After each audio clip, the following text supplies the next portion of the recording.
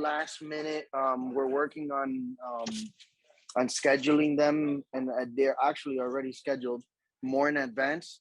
But I wanted to, make sure we promote it to the chats and all the stuff.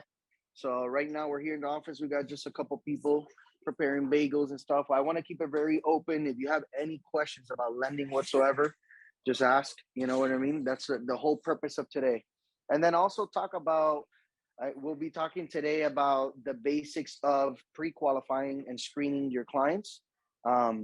So ultimately you can be as efficient as possible as a realtor. So we'll be talking about that. But yeah, don't hesitate, please, to unmute yourself and just ask away, okay? Alrighty, thank you. You're welcome.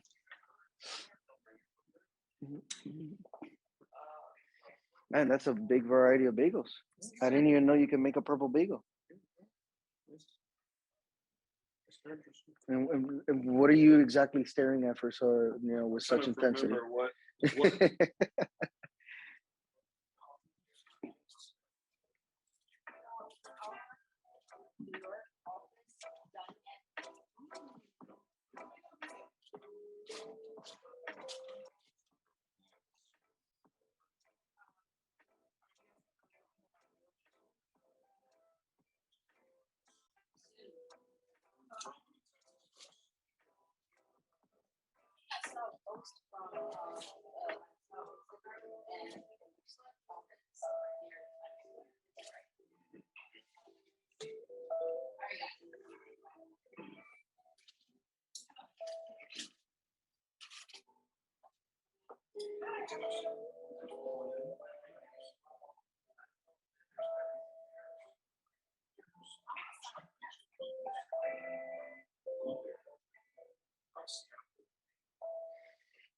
All right, let me see if anybody else is joining on. Nope.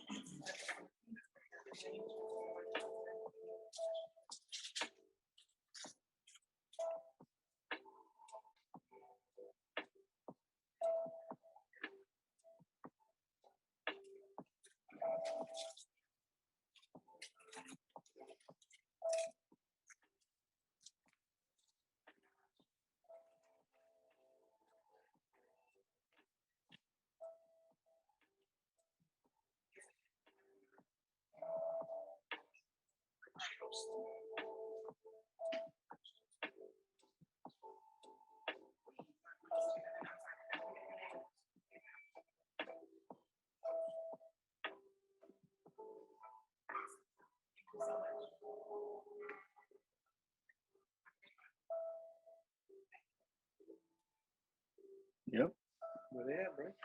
We got just one person so far. Yep. Okay, mate.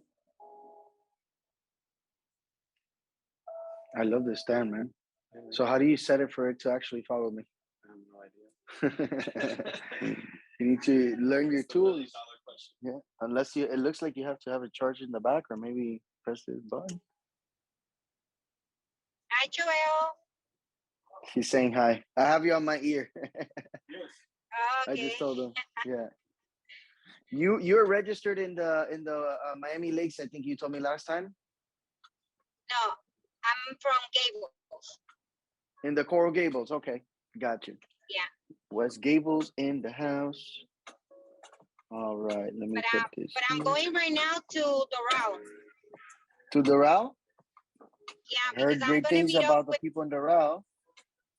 Yeah, I'm gonna meet up with someone that's gonna show me step by step filling up the applications for rental, for listing. So that's why you see me always on the meeting, because I really want to learn and start. You're doing all the right things. In the beginning, the more you associate yourself with people that have what you want, it's a matter of time before it starts rubbing off. You know what I mean? Because eventually your goal should be simple, right? Is don't reinvent the wheel. right? And people already did it. So if you're able to learn these things and then you narrow down everything down to one thing, and that'll be your work ethic, is game over. Yeah. So I guess I don't see no more people in the chat. Yeah, not yet, not yet. We have a couple people here in the office. We're just gonna, if you want anything that you have at top of mind, just ask away in the meanwhile, because I don't want you to be waiting on everyone else who's late. I was gonna ask you though. I scanned the barcode from you guys. I put my name on it, mhm. and from there, what else? I create an account with you guys. That's what it takes me. No, no. So that's just so you can save our contact information. I believe what you do receive, and I got to triple check with Johnny, is a link for you to schedule through our calendar. You'll have access to our calendar, so you could be able to schedule a one-on-one with your lender. And really, what we're going to Right. be covering in these one-on-ones, believe it or not, is not mortgage related. Okay, one thing that is really helping us as lenders be a really good resource to you guys here in Lifestyle is that we're taking a different approach when we do these one-on-ones. 90% of the people that are doing these one-on-ones are brand new, and really it's about grabbing your hand and helping you in the initial process to avoid that analysis paralysis. What's going on? I can't believe I'm seeing you in person. Sorry, someone just walked in. Look, he looks like a ghost. No, that's fine. That's fine. Killing it, bro. How you doing? Good, man. Yeah, Good. I love it. You look good, bro. Bro, I'm trying. You're on the 75 mark. Everybody here is motivated. I love it. That's Let me see good. if this one is this. I'm trying to finish this little email. But yeah, these one-on-ones, just so you know, the one and only goal is for us to be able to identify what is your why, what is your motivation, what level of commitment you're going to have to this career. Because everybody has different motives, right? You may say, Dario, I have all these things going on. My why and my thing and what motivates me and why I got this was because I want to be able to do this on a part-time basis. That's fine. Whatever it is that you want to do, my goals are different than everybody else's goals. I just want to uncover on these individual one-on-ones, what is your why, what is your goal, and where are you trying to go? And then how can I help you along with your mentors and your leadership in lifestyle to get to where you want to be as fast as possible. And guess what? One-on-ones can be readjusted, right? You can have another one after, because let's say you have another one-on-one later on, is to maybe readjust your goals. Hey, Dario, I've been doing all these things for 6 months. I got a lot more success than I expected. I want to quit my job. I've seen that already, where now they're getting momentum. And I'm saying, listen, even in today's market, everybody is literally 120 days away from success. It's very doable. Yeah, There's so many just right people doing it. there. But It's right it's just there. right there, but we just get discouraged because Right. And why is we that? want Because of a everything lack of easy. confidence. Yeah, true. And how do you get more confidence? By getting training, by Right. Competence, seeing right? So yourself in the competence, future to a better a better future, a better right. free of everything. It really comes down to your competence, right? Exactly what you're saying. Competence equals confidence, right? So that's what it's going to come down to. It's going to come down to that one little area where you're like, imagine if you're in a room, at a barbecue or something with your family, and someone says something that, like, your ear goes, wait a second, I'm a realtor. They just mentioned a realtor conversation. They're like, oh, I tried to apply to get a mortgage, but I couldn't do it, or something along that line. And if you don't know what to say, where's your confidence going to be? Very low. So you're like, oh, I heard about it. Let me go back to the office and let me ask around. Hey, I heard somebody say this. Did you say anything? No, because I didn't know what to say. And then now, by the time you call them back, they already spoke to someone else, or they're already moving somewhere. And However, if you you lost continue to opportunity. learn, right, and if you continue to learn, you keep pushing forward and doing all the things you're doing, just constantly staying busy, learning, and rubbing shoulders with the right kind of people, I'm telling you, your confidence goes up. And now in these little events, you could be like, wait a second, listen, man, and now you know exactly what to say. and believe it or not, it's not a lot. It's just the very basics. I'm trying to get everybody to go back to the basics. Forget about we complicate this industry more than than we should. It's a very simple business as long as you focus on relationships first. Yeah, ¿Dónde I puse did yo like este what you email? I'm did. trying to find. Mm-hmm. I did like what you did on the last meeting in Okay. Kent and Miami Lake, because Uh-huh. that way, we could see how to start it and where do we make the mistake, and then for the Right. next time, we already know that it's not that way. It's gonna be the other way, There you go. There you go. That's exactly right. Yeah. Thank you That's very much, exactly right. for everything, for the patient too. Yeah, I mean, trust me, the patience, you grow it in this industry, because at the end of the day, we're in the people business. Everybody that's going to be part of this process has a heart. They have situations in their lives. Everybody has a lot of moving parts, so you Yeah. can't expect you know so anything different than that. You have to be super patient with people. Everybody has different motives and different scenarios and obstacles, and so patience is a big key. You know what I mean? Johnny and I Yeah. are in this business for the long ride. You know what I mean?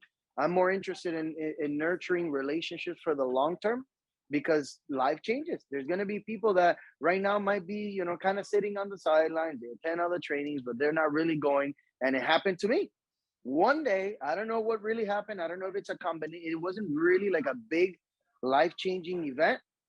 I think it was more of a cumulative bunch of little life events. And one day, just the light bulb goes off, and here I am working 7 days a week, jacked up, excited, to go out and kill the day. And before, I was like, "There's no way I have the work ethic for that." I just didn't. I couldn't think. I didn't believe in myself. You see what I mean? Yeah. Andrea, welcome on. Idalis, welcome on. Feel free to unmute you guys and have an open dialogue here. We're here Do to you know? answer any questions. Yeah. I think that you don't see too many on the meeting. It's because remember, we have a new application that a lot of people is not too familiar with it, and I think they have to turn on their notification that it goes to the phone, because Right. during the day you get so busy that if you don't hear the ring from the phone, you won't pay attention, and you will end up forgetting if you have a meeting or not. And especially for some people that they don't have an agenda, I do. Mm-hmm. So it's going to be kind of hard because the agenda is not going to have a ringtone. But if you have the notification on your phone with this new application, it will Mm-hmm. make it easy for you. I really Super, love the super. application. I really love the Right. application. It's I very agree with convenient. you. And a lot of people was already used to WhatsApp, and that's why I think there's not too many people on the Zoom meeting right now. Right. No, and I trust me. I understand, and this is something that actually Joel told me. By the way, Idalis, I'm here in the West Palm office today. Good morning. We How got a are you? couple agents here. Good morning. Good morning. We got a couple agents here already opening up the office with me, grinding it out, and we have a little meeting going on inside with Joel. Let me see if I can turn this around. Look at this. The leaders. The leaders taking over. So yeah, I was just talking to, and oh my god, you're gonna kill me if I mispronounce your name after I asked you 17 times. Nafaith. Nasahi. Nasahi. I'm gonna get it one day. Nasahi. It's so different.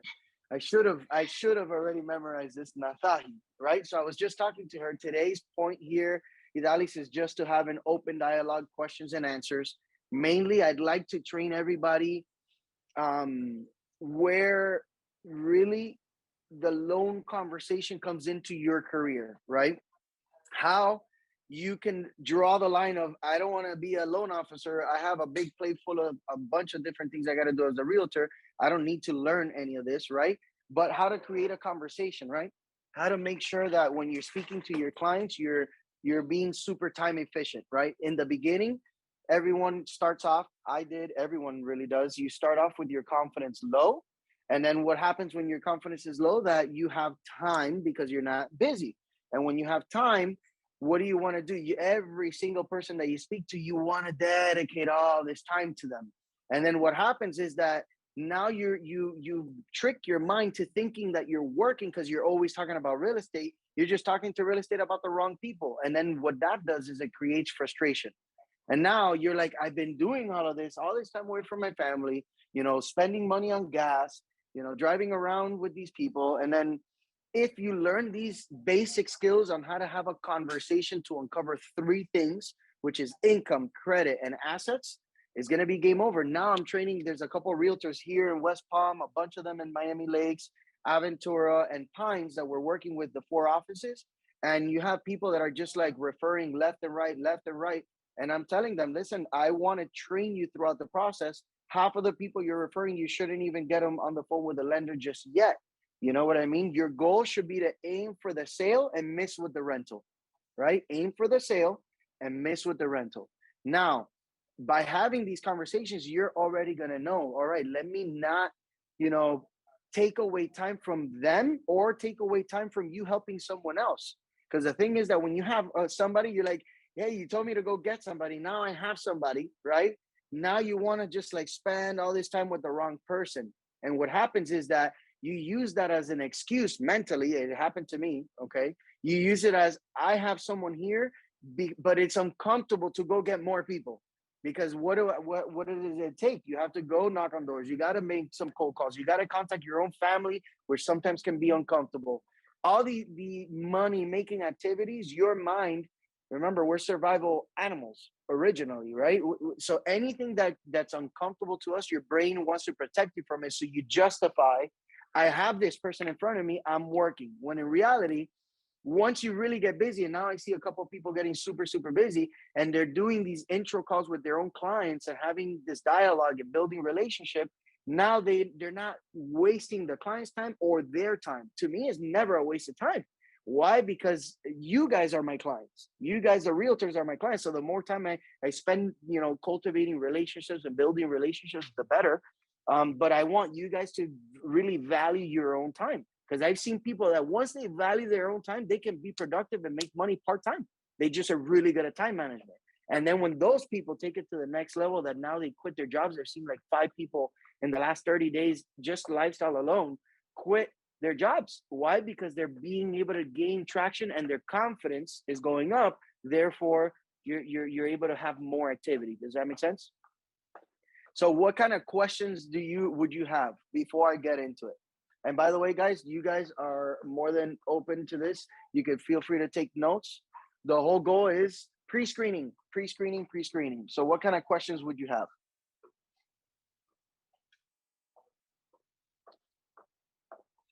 All right. Mm-hmm. Great. So, you know what? Can you give me a erase board? Is there one by there? I'm gonna do a dry erase board so you guys can see how simple this really is, right? Imagine if you were to sit down. Oh, perfect. Nice and clean, ready to rock and roll. I love teaching. Those who struggle the most teach it the best. Okay? Perseverance is the key on this, man. Right? So let me actually get here closer with you all, so you guys can be here. You guys feel free to, they'll hear you if you speak loud. So like that, they can also be able to see.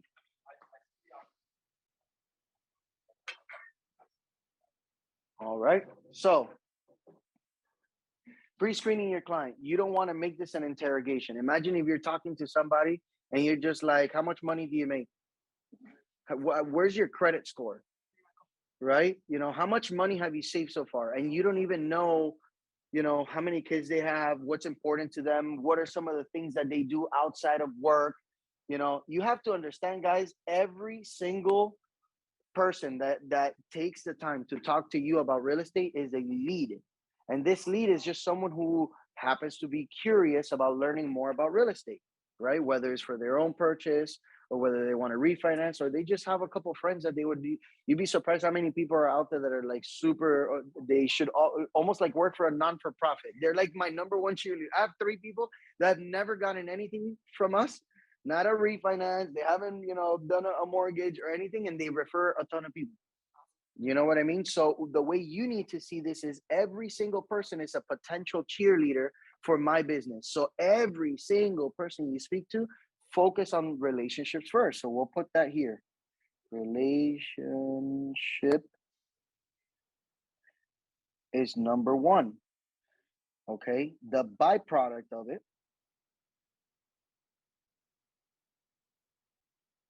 is the transaction. Does that make sense? Feel free to unmute yourself, guys. It won't, unless you have like really loud background noise. Don't be muted. Feel free to just chime in at any second, right? So relationships are number one. The byproduct of the relationship is the transaction. And if you're really good and you're a really good people person, and the bigger your heart is, the more business you're gonna have. There's gonna be people that if they just follow, okay, the plan, they're gonna have so much business that you're gonna have to recruit. And guess what? You're in a brokerage that you can recruit, which is incredible, right?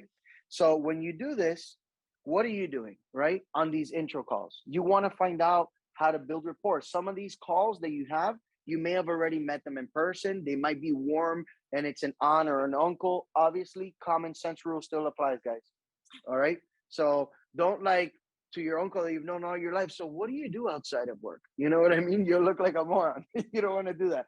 But if it's someone semi-cold, if it's a lead that you got, or if it's a referral from someone that you met and you don't know this person, your one objective should be, listen, my job as a realtor is to really uncover what are your goals and how I can help you achieve them. It's very important. You don't want to be salesy. You don't want to be overexcited. You don't even know if you can help this person. You know what I mean? But if you're building a relationship with these people and you're constantly just like really genuinely uncovering what their pain points are, now you're the pro, you bring in the solution. You see what I mean? Imagine, like, you know how you walk into a used car sales and the person, the moment they walk in, they're like all jacked up, hey, welcome. And it's like, bro, slow down, get off your horse. Like, it comes off very salesy. So if you're coming across like that, it could damage your credibility. I'm not saying don't be positive. You see that? That's where the common sense rule applies. You want to make sure you're positive, but you're not like jacked up, excited about something that you don't know if you're going to help this person. So when you're in this conversation and you already build rapport and you already talk to these people, now what's in your mind? The very first thing is, okay, so now I know they want to buy. Okay, this is, remember, this is only specific to your buyers. This has nothing to do with your sellers, because your sellers is the building rapport, earning their trust, because they're going to eventually sell the house, and you guys have your listing presentations. You know what value you as real estate agents with lifestyle bring that no one else does. That should be your number one thing. But that's listings. When it comes to buyers, that's what this is going to be about. Okay, so what are you going to be looking for? It's called income, credit, and assets. In the beginning, I always recommend have some notes and you just write it like this: ICA, income, credit, and assets, right? Why are you determining this, right? Because these are the three variables that the bank is going to look at in order to get them approved. Now, remember when I said earlier, it's not about you becoming the loan officer and asking all these step down questions. No, you just want a general understanding, because with this general understanding, you're going to be like, oh my god, I got to get them to speak with Daryl or Johnny ASAP. Or you're going to be like, let me now talk to them and see with what I uncovered if it's worth getting on this call. Not worth it for me, remember, if it's worth it for you and your time. You want to value your time. So income, credit, and assets. What are we looking for in income? Okay. Remember, there's us working for PRMG. We have all kinds of loans. We have control of the entire process, right? So we could do qualified mortgages. Okay. What are qualified mortgages? They're your FHAs, conventionals, VAs, jumbo loans, foreign nationals, anything that's government backed. We also do non-qualified mortgages in-house with PRMG. These are for bank statement loans, profit and losses. These are private loans that are backed by Wall Street. So when it comes to when you're doing this, you guys focus just on traditional vanilla. Don't get overcomplicated. When you guys come to me, that's when I go ahead and get creative, because I don't want to fill your brains with a lot of information, because you guys already have a lot. And then you know what happens? Analysis paralysis. You're like, oh my God, this is so much information. Where do I start? So with this, it's just you're looking for a 2-year history. Okay. That's the very first thing. Okay. How do you do that without interrogating the client? How do you do that? By having a conversation versus an interrogation. So tell me a little bit about Kitty, about your work. What do you do for work? Oh, you're a realtor. Awesome. Well, hey, listen, you must be killing it. Awesome, right? And then, so how long have you been doing it? Why? Because we're looking for a 2-year history. So 5 years. 5 years. Wow, congratulations. Most realtors don't make it past 5 months. Okay, Wow. so that's huge, right? Complementing it. You're being a, you're finding rapport. Now, what is the trick so you can have in your mind? W-2. Do you guys all know what W-2 is? Okay, you work for a company, right? W-2, you could have in that 2-year history 5 different jobs. It's irrelevant, because as long as they're all W-2, you have a 2-year history. Does that make sense? So I've seen people that they come in, they're like, no, but I'm helping this person rent. And I'm like, oh, they have the credit, they have the assets, money put away. They're gonna already spend, on deposits and beginning and end, and they got to run their credit. You know how it is with rentals. Why haven't you? No, because they haven't been in the same job for 2 years. And I'm like, wait a second, no, you just need a 2-year history as long as it's W-2. Where does it get complicated? With the 1099s, like us, that we're 1099s. Here's where you need one 1099 for all 2 years, right? And remember, if you don't get any of this, you still run the scenario by me. The only difference is we're not booking a one-on-one with your client, because you want to value your time, right? Right now, you feel like I just want to use my time because I got nothing else to do, right? But you got to accustom your mind to being a very busy person. And when you're busy, you're not going to be wasting your time with the wrong people. And in reality, that shouldn't even be your mindset, is you don't want to be wasting your client's time. You see what I mean? All right. So 1099s, you do need the full 2 years. Okay. W-2 does not apply. Full 2 years with one job. Right. Right. So you could have, I've seen people like they're a travel nurse. They've been a travel nurse. That's a big one right now. A bunch of travel nurses we're getting. And they've been subcontracted through here, subcontract, and they're all W-2, but it's 4 different employers. And that's not a problem. Varial walked in the door. His name's Valdano, and he's been super coachable. And he's like, I want to be like you, so I'm gonna name myself Varial instead of Valdano. How you doing, bro? We're doing one-on-one with our lender. We're here live on Zoom. So we're covering basically how to screen your clients, right? So income, you got that, right? So you work for yourself, you own a business. Like, what is it that you do? Remember, you're always multiple choice questions. You never want to be, when it comes to gathering information, when it comes to building rapport, it's the opposite, open-ended questions. You want them talking. But when it comes to a quick conversation, let me ask you a question. Are you a business owner or do you work for a company? Oh, I'm a business owner. Boom, you already know 1099, right? And really, it could be, S corp. They could be paying, depending on the size of the business, they can pay themselves W-2. You're just gathering information, kind of like a doctor. You don't want to give, any kind of advice to your patient unless you've taken blood work, physical exam. That's what you're doing here. So, are we clear with income so far? Okay, now credit. What are you asking for? Do you typically have one of these apps, Credit Karma, MyFICO, Experian? Yeah, when was the last time you checked your credit? Give me more or less, right? Remember, one law always applies. Buyers are liars. And guess what? Sometimes they don't even mean it. They're like, oh, most people, they open up Credit Karma. What does Credit Karma give you? 2 credit bureaus. Your 2 credit bureaus. You get TransUnion and Equifax. And if you were to take a wild guess, one is 700, the other one's 750, which number do you think the client's going to tell you? The higher one, right? Because they don't mean it bad. They just think that whatever they tell us, like if I'm the one that's going to approve them or that you're going to be the one. No, that's why I always open up the lines of communication with clients, explaining to them, listen, in this transaction, okay, I'm going to be like your attorney. The bank is the judge. Okay, my information that I give you and that I give the bank is only as good as what you provide me. So the more transparent you are, the better. I do not work for the IRS and I'm not a police officer.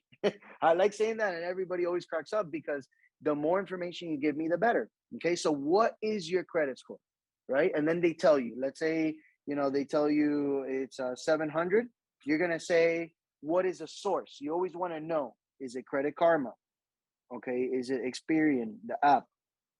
Is it credit wise through my bank? Most people, in Chase or Bank of America, you could check your credit with credit wise, whatever the source is. And now what you're really looking to do here is move on to the next one. My job, I'm going to uncover a lot more details about this. Just so you guys know, for your information, is liabilities, right? I know people that with $50,000 in income, they have zero debt, their car's paid off, and they qualify for a $300,000 house all day long. And then I have people that make $300,000 and they can approve for a $100,000 house. Does that make sense? Because your liabilities is very important. So if your credit is overutilized, although you have a 700 credit score, you have a car payment that looks like a mortgage, right? I've seen it all the time. I see all these people that are not financially where they need to be, and they have, a $2,000 car payment for this incredible car. You know what I mean? So you got to understand that we need to know what's on your credit report. The more you give me, the better, because eventually my mortgage people are going to run your credit. What we don't want is surprises later on. So the more transparent you are. So what does it look like? Do you have a lot of credit cards? Do you have student loans? Do you have anything that I should know about, like any tax liens or any default payments on a mortgage? You got to let me know. That's what I'll be asking, just so you guys know. For you, it's simple. What's your credit score, and where did you find that out? Sometimes they're older people, right? And these older people, it's very simple. They don't go on the phone or anything. I just went and got pre-approved at Bank of America, and they ran my credit, and I have my credit report. Even better. Now it saves me a lot of time. Hey, Dario, by the way, these people that I'm talking to now already got pre-qualified, right? Because we got to work as a team. The more you guys give me, the better. So now you're like, hey, I got a credit report because they ran her credit at the previous place. And as a matter of fact, that's good information for me, because if you don't already know, within a 30-day period, if they ran their credit, I ran their credit again. Am I talking too loud in there? And if you don't know, now you know. Let me know if I'm talking too loud. All right. So now I get to speak louder. Not just kidding. So it's very important for you guys to know that part. Okay. So now we move into assets, right? So I try to tell everybody this, right? Out of these three things, if you had to take a wild guess, which one is the hardest one to fix? Assets, assets, assets, assets, right? Because your income, there's so many bank programs. As a matter of fact, we have one right now. Okay, just so you guys know, this is fresh off the oven. We have a program that if you have 20% down payment, literally just 20% down payment, and you can, in these outside of the 20%, whatever house you're looking to get, whatever that mortgage is, if you have reserves for 12 months, so reserves for 12 months, credit score of 680 plus, and that 20% down payment, we don't even need to prove income, and they can get a loan. So you could be unemployed, but you have money put away, you have good credit score, that's it. Here you go, here's your house. You see what I mean? So income is not the hardest one to fix. There's a lot of variables that we can play around with. Credit, I work with one of the top credit repair companies in the nation. Okay, I think you guys saw that on the event on that we did on Saturday. So I'm not worried about this. However, assets, nobody has a tree that they can plant that the money grows naturally. It doesn't work that way. So it's very important for you to understand, Mr. and Mrs. Client, when it comes to the costs that are associated with purchasing a house, like closing costs and you being able to put down payment, how much have you been able to save so far? Whatever they tell you, $1,000, $100,000, wow, congratulations. You know what I mean? You got to be relatable, right? So now how much? All you need to know is these three things. This is a conversation. Now okay, Dario, I know that they have pretty good income. I don't know how much they make, right? I just know that their history is good. You don't need to ask how much they make. All you need to ask is, let me understand your employment history. That's all you want to do in a conversation. Your credit score. Oh, okay. I already have an idea where the credit score is. And assets, they have this much put away. Okay. Now, you guys tell me, if I tell you have $2,000 put away, how are the likelihood of this client getting a house? Like 0 to like 1%. Slim to none, right? Do you still disqualify that lead? No. You know why? Because I'll call him and I'll be like, I see here you've been working 9 years for Baptist Hospital. Do you have a 401k? You see, because I do the step down questions. I don't want you guys to do that because you have too much things already in your mind. But then I've seen people that they have no savings. They live on a check to check basis. But then what happens? Income and credit are good. And then I uncover, no, I have a 401k there. Did you know that you can be able to take money out from your 401k to apply that as a down payment and not get taxed for it? Because technically, any money that comes out of your retirement account prior to the age of retirement, there's a huge tax penalty, with the exception of purchasing a house. Or if you take it out and you loan it to yourself and you got to pay it back as a loan. That's the only two ways you can take out money without getting heavily penalized from your 401k. I've had people all the time. Hey, listen, you're having the conversation. Listen, I know right now you don't have anything put away, but let me tell you, this is your only barrier. Everything looks good. We can literally be shopping tomorrow if you can find out how to get some assets and you get them calling me the next day. My mom's going to give me the money. My uncle, someone's going to give me a gift, quote unquote. I did it myself when I purchased my own house. I had like a kind of like very tight financial situation at the time in 2019. And my sister, my brother-in-law, signed a gift letter. Remember, I'm not, a police officer or an attorney, so use the common sense apply. They gave me a gift letter for $25,000, and I was able to do that. And guess what? I paid them back after. You know what I mean? But nobody has to know that. Okay. So, questions so far on that? The gift letter, is that like a formal certified Yeah, it's part of the process. It's a legal document. You're just saying that you are gifting this money with expecting nothing in return to X person. Do you provide the fund form to your clients, or where do they get the letter? No, we do that. Oh, okay. We take care of that's us in lending. Yeah, you guys don't have to worry about that. Yeah, that's a template that we have. Hey, listen, I just emailed it to you. Please sign it, DocuSign and send it back. That's as easy as we do it. Has to be that doesn't have to be notarized either, or should it? That's operations in our lending. I don't. So just so you guys know, when it comes to our partnership, Johnny and I'm more the front end. I like teaching. I like building relationships. I'm bringing in the business, and Johnny also does that at a different level, and he's more the operation side. You ask him anything about a guideline, he will know. You ask me about a guideline, I'll be like, let me get back to you. Right? That's why we're a partnership, because man, this industry is no joke. There's so many moving parts. You can't be the jack of all trades. So that was a great question. Do you have any questions for me? No? So that's literally how simple it is. Now you have this information off of either in-person conversation while showing them a house, or whether it's on a phone call while you did this cold call, and now you have some rapport with the person. That's what you have. You take your notes and now you call me. And in 5 minutes on us, because you did your due diligence, now I can tell you, let's get these people on the phone. Right? And when you do it enough times, and like you've been in some of my intro calls, we haven't just yet, and neither have I with you, but when you jump on my intro calls, you're going to be, I have, Gabby from the Pines office. She's always like, bro, she takes so many notes on every single intro call that now when she calls me, I know it's someone that's ready to rock and roll.